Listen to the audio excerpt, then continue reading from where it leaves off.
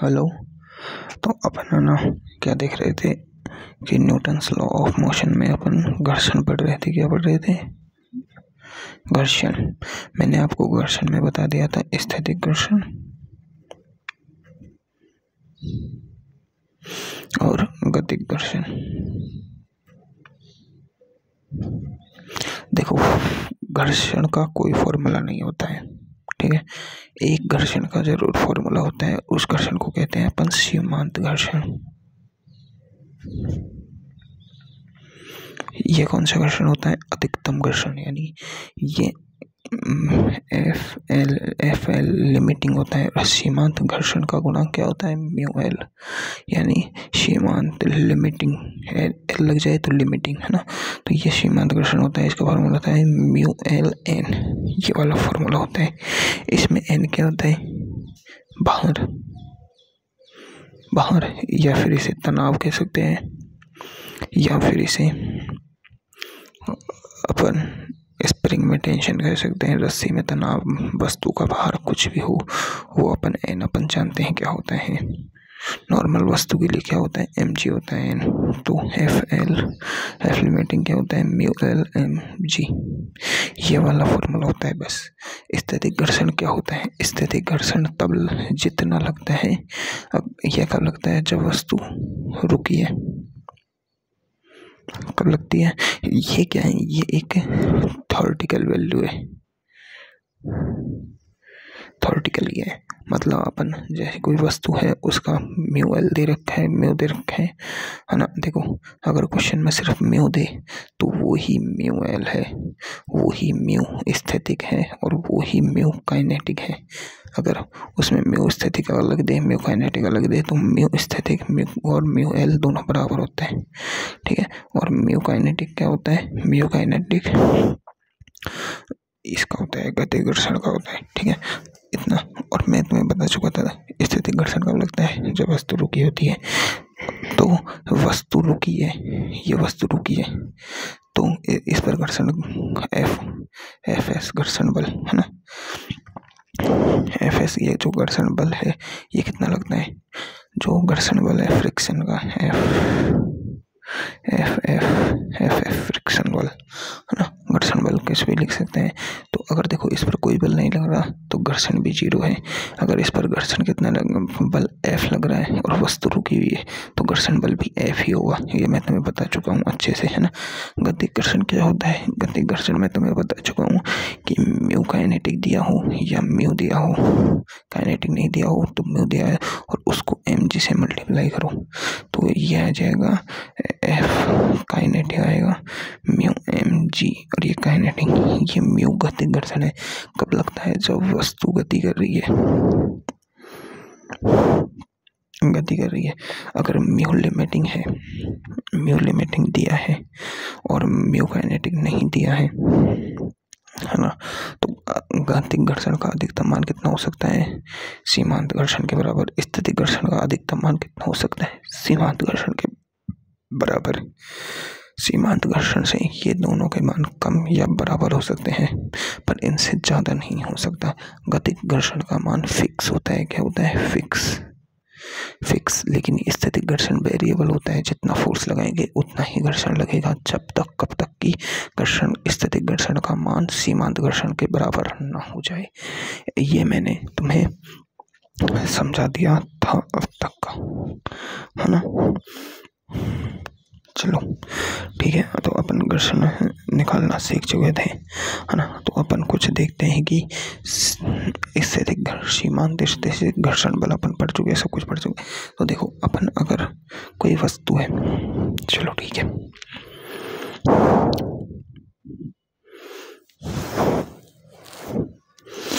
कोई वस्तु है, मान लो ये एक वस्तु है, ठीक है।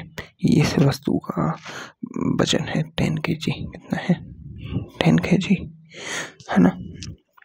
अब इस पर देखो कोई भी म्यू नहीं दिया है। क्या है? कोई भी म्यू नहीं दिया गया है, सिर्फ दिया गया है म्यू ओनली। क्या दिया गया है? म्यू। तो म्यू दिया गया है 0.5। कितना दिया है?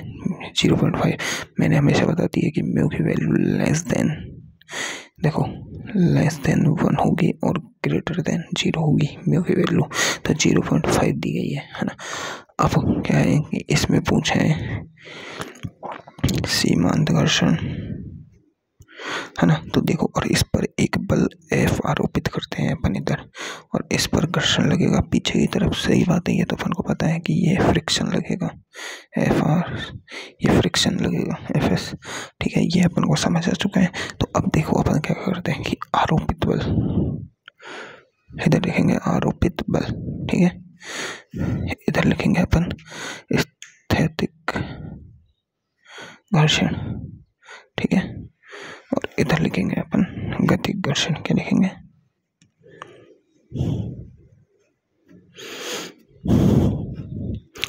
अगर मान लो,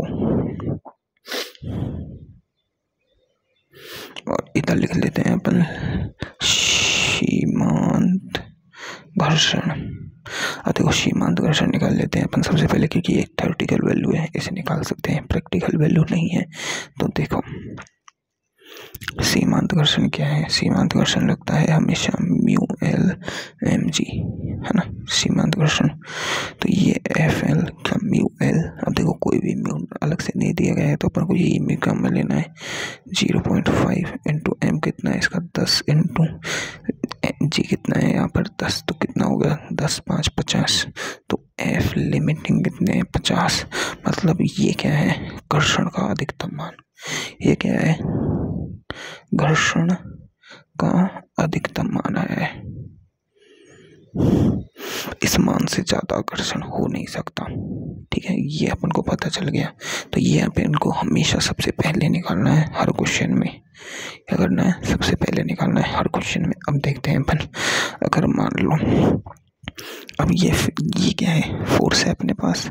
अब इस फोर्स की वैल्यू अपन धीरे धीरे बढ़ाते हैं। अगर आरोपित बल 0 हो तो स्थैतिक घर्षण कितना होता है? अब देखो स्थैतिक घर्षण कितना, देखो एफ लिमिटिंग कितना है? 50। अब कुछ समझो इस वस्तु, यहाँ पर समझते हैं एक पॉइंट। ये एक 10 kg की वस्तु है, ठीक है। इधर अपन फोर्स लगा रहे हैं और ये वस्तु रखी है, तो इस कारण इस पर घर्षण एफ लिमिटिंग लग रहा है कितना? 50। तो अभी ये फोर्स अपन जब तक 50 नहीं लगाएंगे तब तक तो ये चलेगी नहीं, चलेगी नहीं। कब तक? जब तक F की वैल्यू ग्रेटर देन 50 न्यूटन ना हो। ये F क्या है? ये है अपना बाह्यबल, या फिर ये है क्रियाबल जिससे अपन क्रिया कर रहे हैं, ठीक है। अब F की वैल्यू जब तक 50 न्यूटन से ज़्यादा नहीं होगी तब तक वस्तु चलेगी नहीं। घर्षण वस्तु को रोकने का काम ही तो कर रहा है यहाँ पर, ठीक है। तो अब F बराबर 50 पर वस्तु चलेगी? नहीं चलेगी। क्यों? क्योंकि भाई एक बात बताऊं, ये वस्तु है, इधर से तुम धक्का दो, इधर से मैं धक्का दूं, तुम 50 न्यूटन लगाओ, मैं 50 न्यूटन लगाऊं, वस्तु ही लेगी। किधर जाएगी? कहीं नहीं जाएगी। ये वस्तु है, तुम इधर से 50 न्यूटन से खींचो, मैं इधर से 50 न्यूटन से खींचो, वस्तु तुम्हारी तरफ जाएगी या मेरी तरफ? किसी की तरफ नहीं जाएगी, वहीं रहेगी। क्यों? क्योंकि एफ नेट तो 0 है ना भाई। तो यहाँ पर भी अगर अपन बल का मान 50 न्यूटन कर दें तो क्या होगा? इधर 50 लगेगा, इधर 50 लगेगा, टोटल एफ नॉट कितना होगा? 0। एफ नॉट 0 तो वस्तु नहीं चलेगी, ठीक है। तो ये कुछ पॉइंट अपन को समझ आए कि वस्तु कब चलती है कब नहीं। तो अब अपन फोर्स की वैल्यू बढ़ाते हैं। देखो अब अपन क्या करते हैं? फोर्स की वैल्यू बढ़ाते हैं। आरोपित बल 0 न्यूटन करते हैं अपन, तो क्या होगा? तो क्या गतिक घर्षण लगेगा? वस्तु चलेगी नहीं, तो गतिक घर्षण नहीं लगेगा, ठीक है। स्थैतिक घर्षण लगेगा? जी बिल्कुल नहीं लगेगा। क्यों? क्योंकि जब वहाँ स्थैतिक घर्षण की कोई फॉर्मूला नहीं है।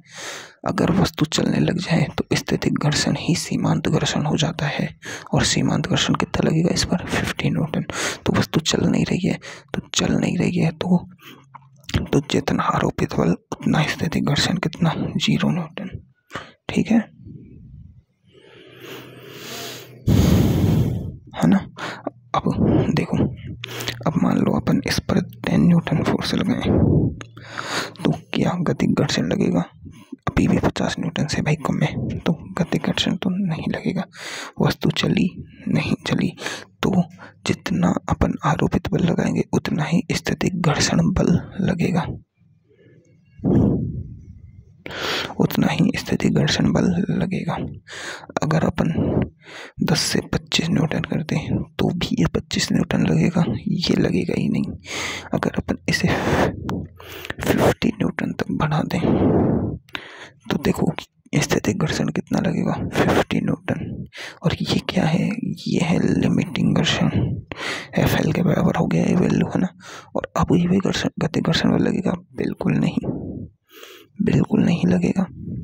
ठीक है, अब देखो जैसे ही अपन 51 न्यूटन करते हैं यहाँ पर, अब स्थैतिक घर्षण बल कितना लगेगा, 50 न्यूटन नहीं लगेगा, क्योंकि अब अपन लिमिटिंग घर्षण पर पहुंच चुके हैं और अपन ने आरोपित बल का मान लिमिटिंग घर्षण से बढ़ा दिया है। तो घर्षण बल तो अभी भी 50 ही लगेगा, लेकिन वस्तु अब स्थैतिक घर्षण तो लिमिटिंग में लग गया, लेकिन वस्तु अब गति करने लग गई, तो अब गतिक घर्षण बल लगेगा कितना। अब देखो म्यू काइनेटिक नहीं दिया है, तो म्यू ही म्यू काइनेटिक है। अब अधिकतम गतिक घर्षण कितना लग सकता है, तो गतिक घर्षण अधिकतम उतना लग सकता है जितना सीमांत घर्षण है, तो यहाँ पर लगेगा 50 न्यूटन गतिक घर्षण। तो अब जब गतिक घर्षण लग रहा है, जब गतिक घर्षण लग रहा है तो क्या वस्तु रुकी हुई है, नहीं, वस्तु चलने लग गई है। अब जब वस्तु चल रही है तो क्या स्थैतिक घर्षण लगेगा, नहीं, तो स्थैतिक घर्षण अब नहीं लगेगा। अब अपन 51 से लेके कितना भी बल बढ़ाए, 100 न्यूटन करते हैं, 1000 न्यूटन करते हैं, 10,000 न्यूटन करते हैं, तो कभी भी स्थैतिक घर्षण नहीं लगेगा। और अब लगेगा सिर्फ गतिक घर्षण कितना, सिर्फ 50 न्यूटन। ये ना कभी बढ़ेगा ना घटेगा। तो ये तो हुआ अपन को घर्षण लगाने का तरीका, ठीक है, कि घर्षण अपन को कैसे लगाना है। ठीक है, अब एक तरीका और देखते हैं। मान लो इसी क्वेश्चन में, इसी प्रश्न में अपन को कह देते कि म्यू स्थैतिक तो है 0.5 और म्यू काइनेटिक है 0.4,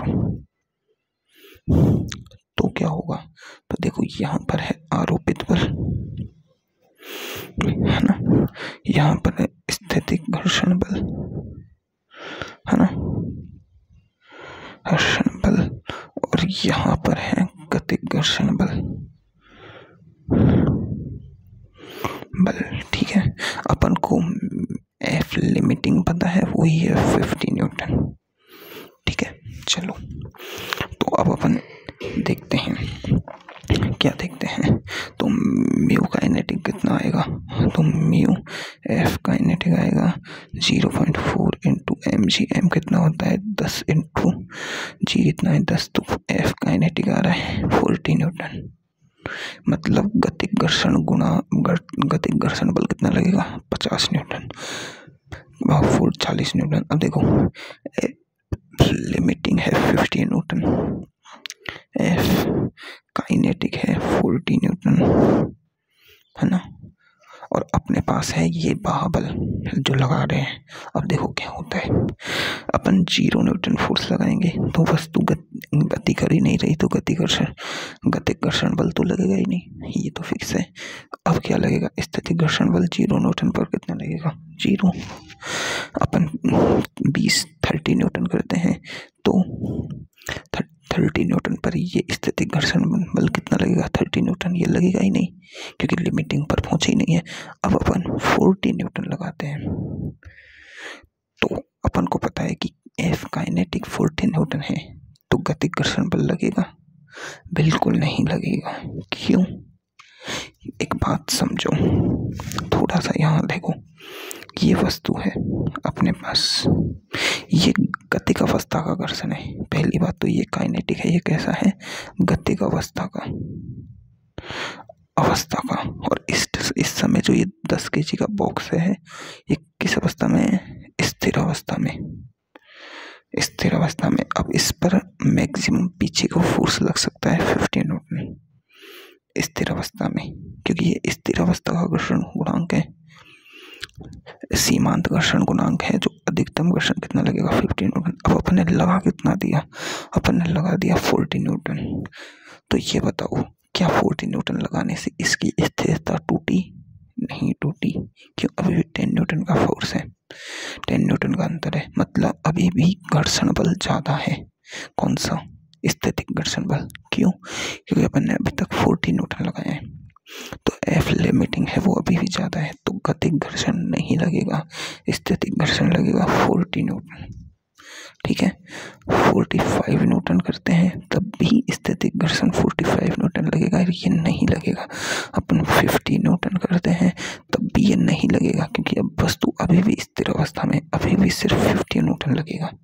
लेकिन जैसे ही अपन 55 न्यूटन लगाते हैं फोर्स, है ना, मतलब 50 से ऊपर, लिमिटिंग से ऊपर जा रहे हैं अपन, तब वस्तु गतिक अवस्था में आ जाएगी, और वस्तु गतिक अवस्था में आते ही उस पर लगेगा स्थैतिक घर्षण, तो लगेगा नहीं उस पर, फिर उस पर लगेगा कौन सा घर्षण? उस पर लगेगा काइनेटिक घर्षण।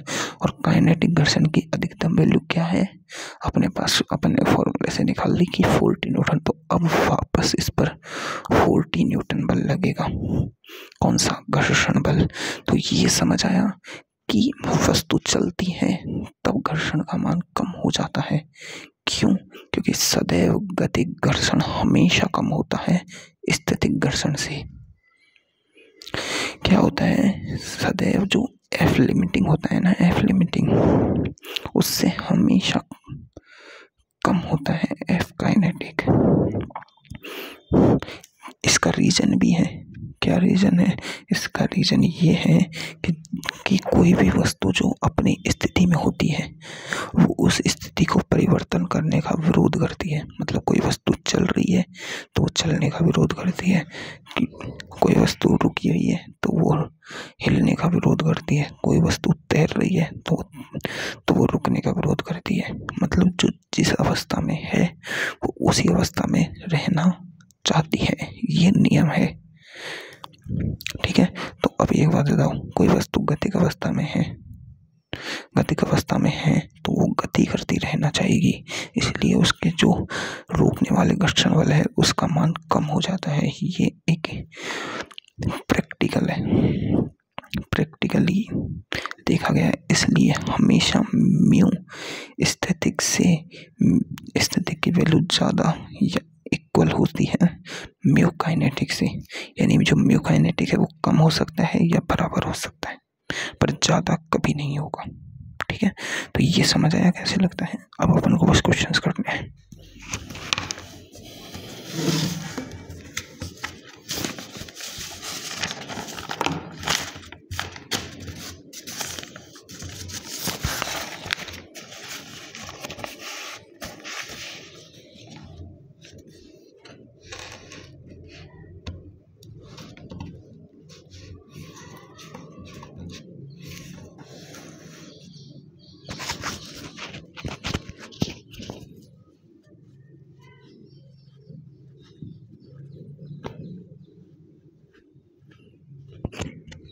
अब चलो मैं कुछ क्वेश्चंस देता हूँ, उनको अपन ट्राई करते हैं। तो ठीक है,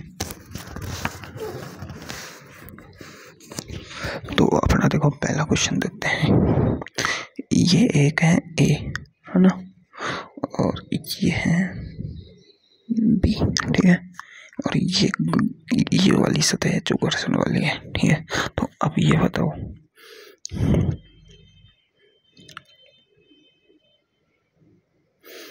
तो ये भी गति कर रहा है 6 मीटर पर सेकंड से, और ये भी गति कर रहा है 6 मीटर पर सेकंड से। इन दोनों का वेग ये है। ठीक है, अब यहाँ पर इन दोनों की संपर्क सतह पर बल लग रहा है F1, और इन दोनों के संपर्क सतह पर बल लग रहा है F2। ये F1 घर्षण बल है और ये F2 घर्षण बल है, और दोनों का वेग बराबर है, और दोनों का वेग बराबर है। तो बताओ, ये F1 और F2 दोनों घर्षण बल है ना, तो F1 पे F2 घर्षण बल है दोनों, यानी यहाँ भी घर्षण लग रहा है, यहाँ भी घर्षण लग रहा है, और दोनों एक ही वेग से चल रहे हैं, मतलब वेग एक है, मतलब इन पर दोनों पर फोर्स एक ही लग रहा है। क्यों? क्योंकि देखो वेग एक है तो त्वरण भी फिक्स है, इनका त्वरण फिक्स है, तो F बराबर क्या होता है ma, तो इनका फोर्स भी फिक्स है ना।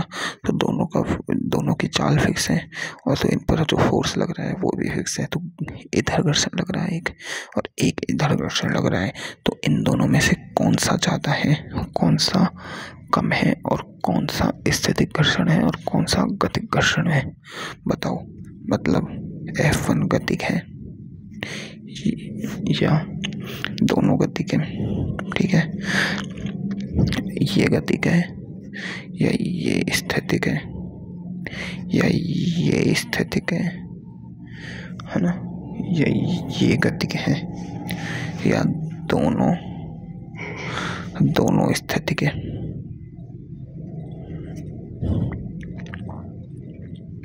तो देखो दोनों तो स्थिति हो ही नहीं सकते क्योंकि भाई गति कर रहे हैं ना, इनका वेग है, तो स्थिति तो दोनों हो ही नहीं सकते, ठीक है। अब देखो थोड़ी बात समझो, ये अपना बेस है, मतलब धरातल कह सकते हैं, है ना। तो अपन F2 को देखते हैं। F2 देखो ये क्या हो रहा है कि एक बक्सा है, एक बक्से पे एक बक्सा है और दोनों एक साथ चल रहे हैं और नीचे धरती है। तो देखो F2 है, F2 अगर एक बॉक्स होता है, ये ऊपर वाला बॉक्स होता ही नहीं, समझो, तो क्या होता कि ये 6 मीटर पर सेकंड से चल रहा है P और इस पर ये F2 लग रहा है, तो ये कैसा लग रहा है, गतिक घर्षण। तो F2 तो गतिक होगा, मतलब स्थितिक तो होगा ही नहीं, बात खत्म, है ना। स्थितिक तो होगा ही नहीं, बात खत्म।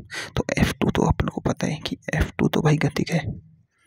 अब अपन को देखना है कि F1 क्या है, F1 जो घर्षण बल लग रहा है वो कैसा है।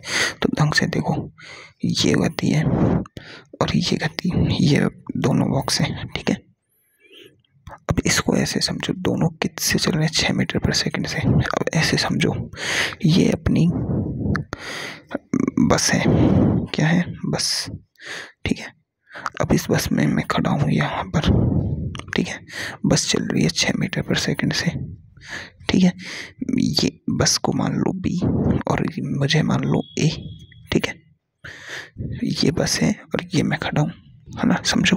तो बस 6 मीटर पर सेकंड से चल रही है, तो बस के साथ साथ मैं भी 6 मीटर पर सेकंड से चल रहा हूँ, समझो। अब बस के टायर हैं वो लगा रहे हैं F2 घर्षण नीचे की तरफ, और बस और मेरी जो संपर्क सतह है उस पर लग रहा है F1 घर्षण, है ना।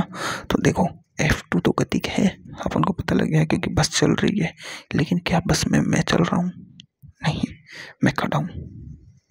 तो बस और मेरे बीच कोई भी गति हो रही है, कोई भी सापेक्षिक गति हो रही है, नहीं हो रही, तो हम दोनों के बीच गतिक घर्षण लगेगा, नहीं लगेगा, हम दोनों के बीच स्थैतिक घर्षण लगेगा।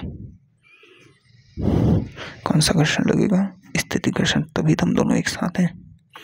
तो F1 क्या होगा यहाँ पर, इन दोनों के बीच जो लगने वाला घर्षण होगा वो क्या होगा, स्थैतिक, क्योंकि ये दोनों आपस में तो स्थिर अवस्था में है ना, नीचे चल रहे हैं, दौड़ रहे हैं, उससे कोई मतलब नहीं है। मैंने क्या बताया कि जो घर्षण बल होता है, घर्षण बल वो गति का विरोध नहीं करता। मैंने क्या बताया, पहली लाइन बताई मैंने जब घर्षण स्टार्ट किया कि घर्षण बल गति का विरोध नहीं करता,